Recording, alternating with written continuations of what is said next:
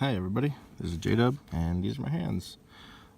So I had some comments about weathering and just wanted to give you like a quick and dirty like kind of what I do, not what is necessarily the right way by any means, but just like what I've done might help some other people. The key to the quick and dirty is clear. Any clear coat really helps. I mean, depending on the way you're doing chrome paints or whatever. But you know, clear coat will preserve even the crappiest way of doing weathering. So I'll just dive right in here. The specific question I got was about the quillions, and since that last video, I've gone a little overboard maybe with them, trying to make them a little closer to like what the Phoenix props look like to me. And so really what I did is mostly just marker this one for here to brighten this part up a little bit. You can see how this is, or I can see, I don't know if you can, but this is a little brighter than down here, which is the natural what they did, you know, how it came. And then all this purple is basically just a Sharpie, you know, this purple. And there's a tiny bit of this, which on metal, for some reason, this one comes out kind of like a red. And you can see, like, on paper, you know, to look at the cap, it looks really orange. But you see on paper, there's a little reddish tinge to it that I really like. And so that's kind of in the middle there. I don't know if you can make that out or not. Try to get it in the light. Oop. Anyway, you'll see what you see. Sorry.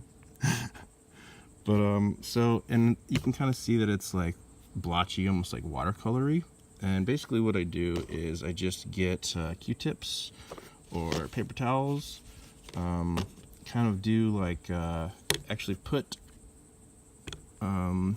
all right, I'll just actually do some of it. So let's share it here.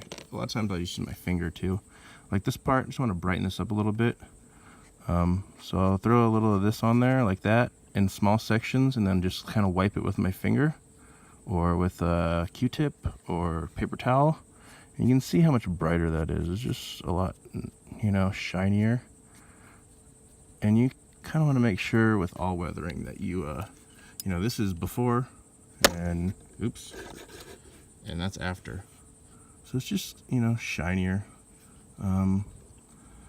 And you might say, well, you know, marker's not very permanent, even though it's permanent marker. Well, when I do this, I use a little bit of alcohol on dabs of Q-tips to wipe it away. And this paint job that came stock from Corbanth just wiped right off, which is why I even started doing the orange. You also notice like the interaction between when I lay the orange down, it interacts with this purple. And you want to use that to your advantage, obviously. Just kind of wipe that in there and blend them together a little bit. Give it a little bit of a, you know, push into them, push them together.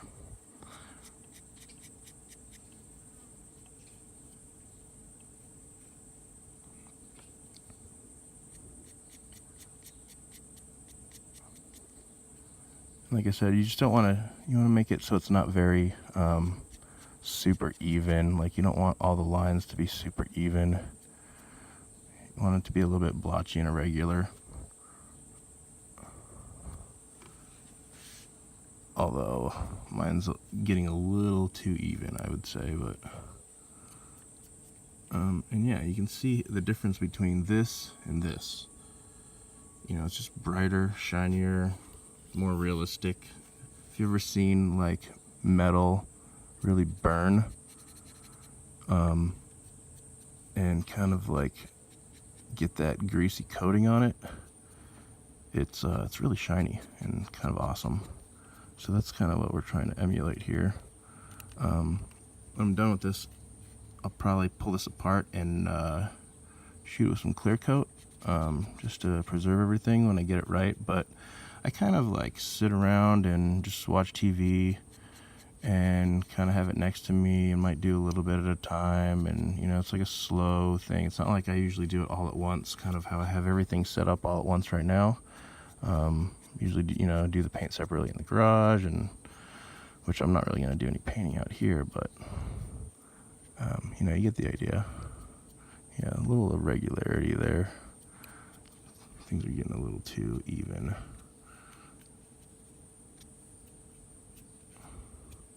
And so yeah, I just kind of blend it, and you can see it's on my fingers. Probably not the best technique, but it gives you a lot of feel and a lot of control. You just want to be careful on these little corners. I mean, you might want a gap, but I personally think it kind of breaks it up too much if you have too much of a gap here in these little corners. If anything, there would be more like black in the corners, not silver. So, might go back later and hit that with a darker color just in the corners. You definitely just don't want straight silver in there, because they weren't originally painted silver. They were originally painted black, and then this is supposed to be no paint at all, raw, which I might eventually end up doing, just because I don't know if I really am getting the chrome effect I want. But I'll talk about that for a minute. The chrome effect I got here is, you can kind of see, I don't know if you can make it out, but this is the gray that it came with.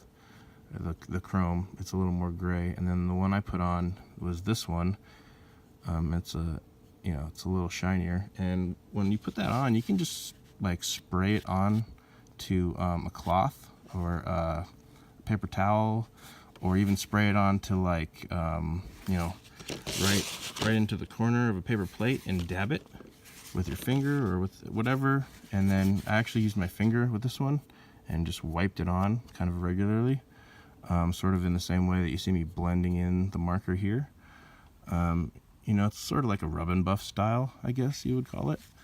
And then the cool thing about paper towels, especially ones with like patterns and a lot of grain to them, is when you spray them, you get a nice flat surface. So it's great for the edge weathering. Like for instance on this belt clip,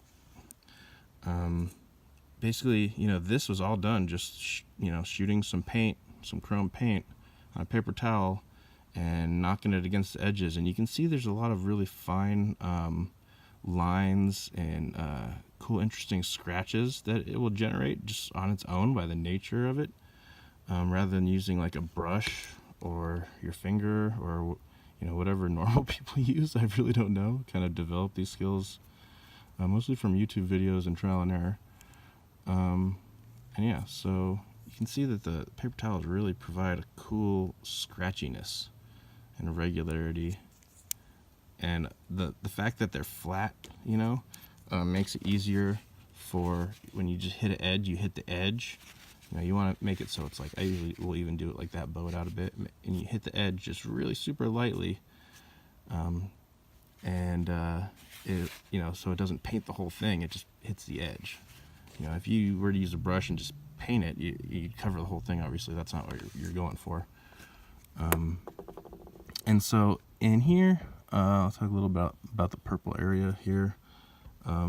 This was kind of the same thing. It's just sort of applying it and smushing it around, and then you'll see some spots where it looks kind of bare, like especially like here. This is kind of a cool thing that you'll see like on a lot of weathering, where it's like the color looks like it's got scratched out just in one portion. And what I'm doing there is I'm just using a little bit of alcohol, and just you dab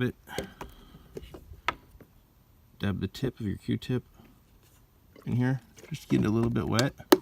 Maybe that's too wet, make it so it's just damp, and you kind of just basically will like scrape away a spot, like that, and maybe dab it just to kind of lock down where the colors are. And yeah, that's about it. And so a lot of this too is just sort of going back through parts I applied and just sort of dabbing it with alcohol and wiping those parts off really in a controlled way. The paint job I had on here that actually I got the comment about that's prompted this video was much more subtle. It was a dried out marker that I was applying very slowly and dabbing away. But yeah, I honestly I wouldn't even consider this finished, and it might not ever be finished. I've kind of really been enjoying the thought process of how I'm going to build this thing and how I'm going to complete the weathering and what I'm going to do with it. And it's like almost more fun than having the finished thing, because it's so many more things right now in my mind than it is built. But what I'm looking at right now is a teensy saber build with like the Fireblade and, you know, NeoPixel and like a lot of awesomeness, and probably just a giant battery I pull out right here to swap. But yeah, that's just a little update on that stuff. But as far as the weathering goes, you can see this gold button here, and this part is goldish, and the black screws that I all changed, that was from basically just this marker, this orange marker, just wiping it on very lightly and sort of evening it out, dabbing it with my finger and evening it all out to where it looked like a kind of a good coat, and then just like, I don't know, 4 or 5 coats of clear on top of that. And that's pretty much it. You know, it's maybe not the best perfect gold color, especially on the button, but I mean, it's a lot better than stock, you know. And as far as like this stuff up here, you can see that normally this section's black there and there, and in those sections I use basically it's just aluminum tape. It's I kind of learned about it from Adam Savage as far as like using it for props, but basically you buy, you know, go to the hardware store and you buy this aluminum tape.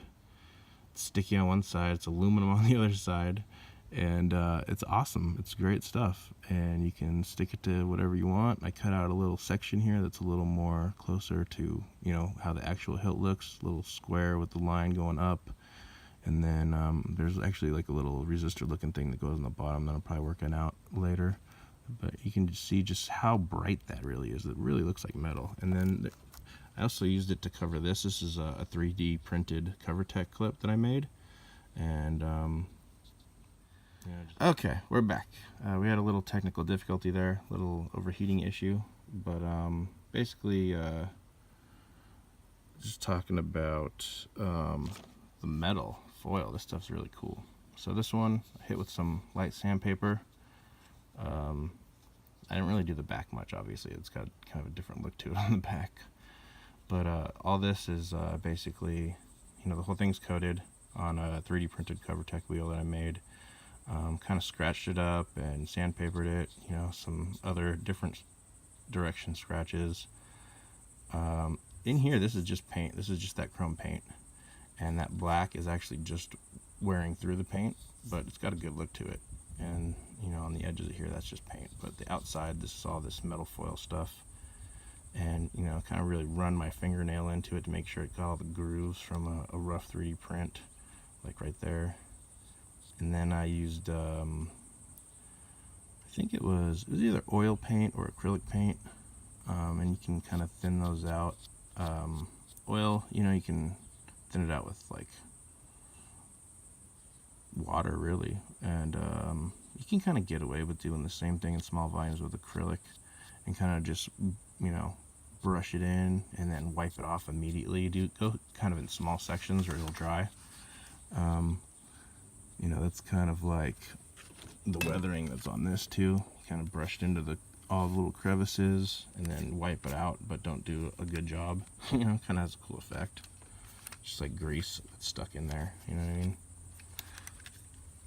And then, you know, all this stuff that's like paint flat black first and then brush it with a paper towel with some chrome on it. Like this blade plug here, it's got a pretty cool look to it. Or that whole dabbing technique I was talking about, you know, where you just kind of spray it in to the corner of a paper plate or something, and either use a paper towel or your finger, or a gloved finger, whatever, even like a piece of tape on your finger if you don't want to get paint on your finger, and just kind of, you know, dab the top surface when you're trying to only hit one surface. You know, this is another example of that. I call it the rub and buff style, where, you know, I just paint this black and then kind of, you know, get a little pool of spray paint, wipe it all on, you know, kind of with your finger or gloved finger, I think is what I use for this. This part is sprayed. Yeah, but all these little edges, I think, were paper towel, you know. But yeah, it's just a little breakdown of kind of my techniques of how I weathered this cross guard and sort of my philosophy to do it yourself, you know, weathering with the stuff I have around the house, you know. Realistically, I should probably just buy an airbrush and, you know, take the advice of some other YouTubers like Punish Props and some of the, you know, more of the tested video stuff. But this is kind of like what I've had around the house and just is easy for me, you know, including markers. And with enough clear coat, anything will look good, really. Oh yeah, Rub and Buff also, I don't have it here, but is great stuff. Check it out if you're interested in weathering. And that's about it. Bye guys.